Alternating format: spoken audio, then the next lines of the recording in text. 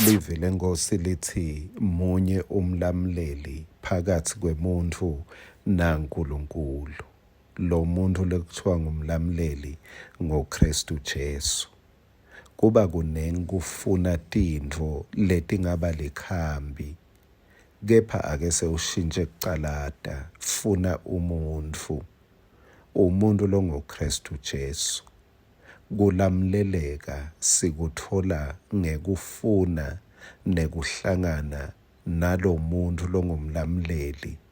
Asikutholi kulamleleka ngekufuna likhambi lelitasilamlela, kepha siyakuthola ngekutholana nemuntu longuKristu Jesu.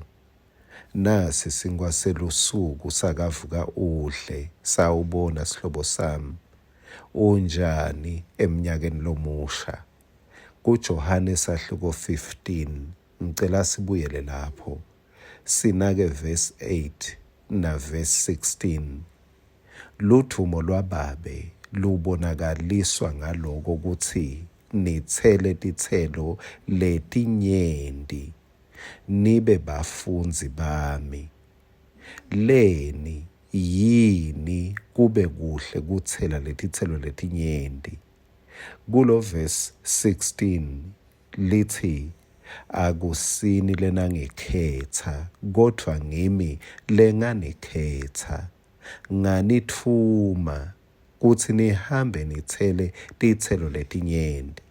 Leto tithelo time futhi kuze kuthi nome yini leniyakuyicela kuBabe egameni lami aniphe yona. Kulo mnyaka wa 2026 ake wente liphupho laNkulunkulu kube liphupho lakho. Make God's dream your dream. Waze wenta liphupho laNkulunkulu kwaba liphupho lakho, nawu umphumela wakhona. Leli phupho ake ngisho lona kucala. Maka kukhetha uNkulunkulu, akubeka kulesivini lesinguJesu njengeligala. Beka kukhethela ukuthi uthele tithelo letinyenti. Lisho njalo leli verse.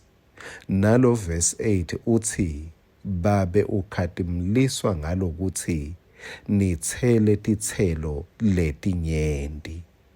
Mangabe leli phupho lekuthela tithelo letinyenti kuliphupho lakho, kuyinjongo yakho, kuyinshisekelo yakho, lithi-ke naNkulunkulu utawukwenta liphupho lakho liphumelele. Kanjani? Lithi unikhethele ukuthi nithele tithelo letinyenti, leto tithelo time futhi kuze kuthi nome yini leniyakuyicela. Lapha sengingasho ukuthi noma yini lehambisana leliphupho lakho. Uthi leniyawuyicela egameni Babe utawunipha kona. Uyabona-ke ukuthi kulandzela leliphupho laNkulunkulu kubese sekukunika inhlanekela lenhle yekuthi kufezeke emaphupho akho. Ake sewushintshe strategy kulomnyaka. Akungabi kucina ekuthandazeleni emaphupho akho nasetifisweni takho kuphela. Akusuba sekuthenini ubutsise bantfu labanyenti labatakuthandazela bakuthandazise. Ake sewutibeke kunasi isikhala sekuthela tithelo letinyenti kakhulu ngoba ngiko lokuletha ludumo kuBabe. Ngithemba ukuthi usathi khumbula letithelo lesikhuluma ngato kuThithu sahluko 3 verse 14. Bantfu bakithi bakhuthalele kwenta imisebenti lemihle kuze bate usita lapho kwesweleke lusito khona. Bangabi ngulabangatheli tithelo. Ake la ukhona khona kubonakale ngetithelo tekwenta imisebenti lemihle. Ake usolwe la kwenteke khona intfo lenhle kulabo labeswele. ake kusolwe wena. Bani ngumsolwa ekwentekeni kwetintfo letiyinhle.